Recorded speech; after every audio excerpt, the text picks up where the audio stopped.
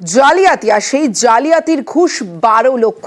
Passport জালিয়াতির অন্যতম মাথা সমরেশ বিশ্বাস, তার অ্যাকাউন্ট থেকে টাকা ঢুকেছে ধৃত প্রাক্তন সাব শেখের এবং ইন্সপেক্টরের অ্যাকাউন্টে। ধাপে ধাপে ঢুকেছে 12 লক্ষ টাকারও বেশি। চাঞ্চল্যকর নথি পুলিশের হাতে। তদন্তকারীদের স্ক্যানারে 4 অভিযুক্তের মোবাইল ফোন।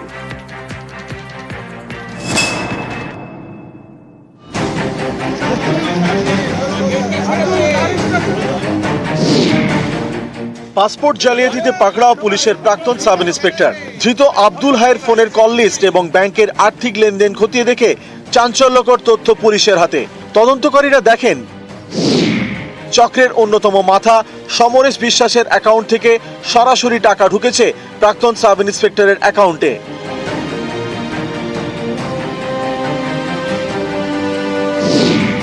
পুলিশের দাবি, বছর খানেক ধরে একাধিক দফায় 12.5 লক্ষর বেশি টাকা ঢুকে আব্দুলের অ্যাকাউন্টে।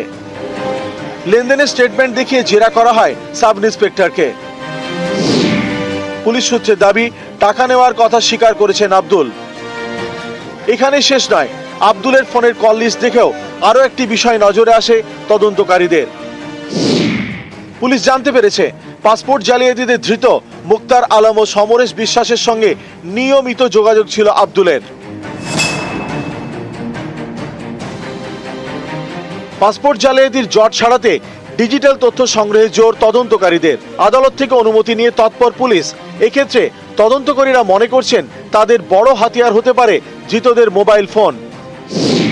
মনোজ গুপ্তা, সমরেশ বিশ্বাস, ধীরেন ঘোষ এবং আব্দুল হাই, এই 4 অভিযুক্তের থেকে বাজেয়াপ্ত করা 5টি মোবাইল এখন পুলিশের নজরে।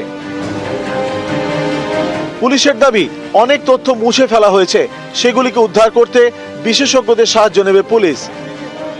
নিউজ 18 বাংলা।